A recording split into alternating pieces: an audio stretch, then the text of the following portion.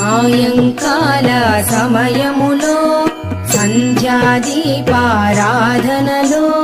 వచ్చును తల్లి మహాలక్ష్మి, వచ్చును తల్లి వరలక్ష్మి. కాళ్లకు గజ్జెలు కట్టింది, మెడలో హారము వేసింది, పిలచిన వెంటనే పలికింది, అడిగినదంతా ఇచ్చింది.